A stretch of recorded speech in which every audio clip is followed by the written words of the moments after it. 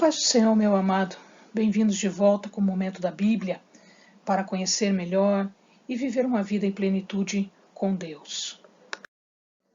Hoje, o nosso momento está no profeta Miqueias. Miqueias é o nome do livro, que é, na verdade, o nome do profeta. O nome Miqueias quer dizer quem é como o Senhor. E nesse livro, o profeta vai profetizar, ele vai fazer o seu trabalho nos tempos dos reis Jotão, Acás e Ezequias. Então, os personagens que nós vamos encontrar nesse livro vão ser o próprio Miqueias, que é o profeta, estes três reis, principalmente, e as mensagens que são levadas ao povo. Nós não temos certeza quem é o autor, não se sabe ao certo quem é o autor. Nós temos certeza que as profecias vêm de Miqueias, por aquilo que está escrito no livro, por aquilo que o livro apresenta. Mas nós não temos certeza se foi o próprio Miqueias quem escreveu. As profecias, com certeza, são dele. Na época em que Miqueias estava profetizando, nós podemos encontrar algumas características que vão nos auxiliar para entender melhor as profecias dele e as circunstâncias em que ele estava falando. Antes, é preciso que se diga que Miqueias era um homem do interior. Ele vivia na parte de baixo, no Reino do Sul, na parte de Judá, e, em verdade, ele era nascido e ele se criou na fronteira com a Filístia.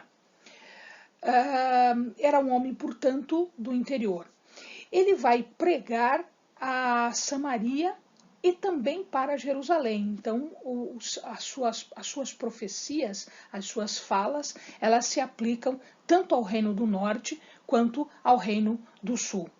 Naquela época, o que acontecia é que a Samaria estava sendo assediada muito brutalmente pela Assíria. Então, a Assíria fazia incursões, ela fazia combates no Reino do Norte e principalmente sobre a capital Samaria.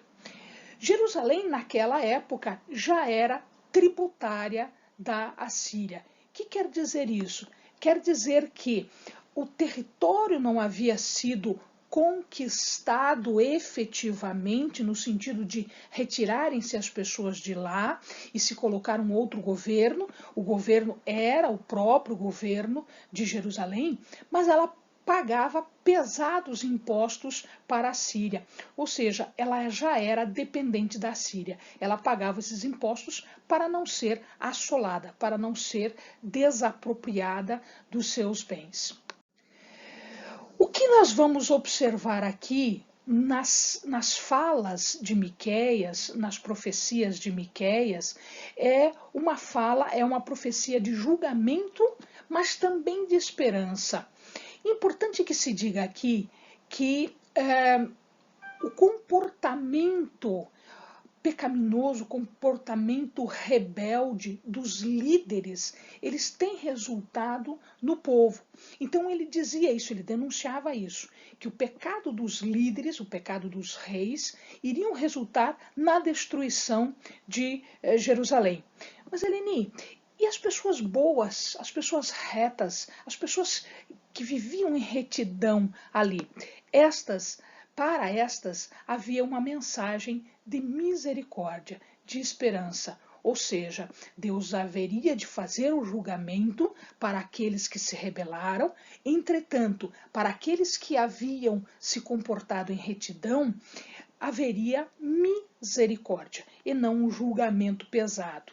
Haveria misericórdia para eles. Nós vamos observar aqui três partes principais. Na primeira parte, Miqueias fala da derrota daqueles que foram rebeldes, daqueles que não se submeteram aos mandamentos de Deus. Estes seriam derrotados. Ele fala também de um futuro esperançoso, porque ele fala da promessa, ele prevê um novo rei, um novo reinado.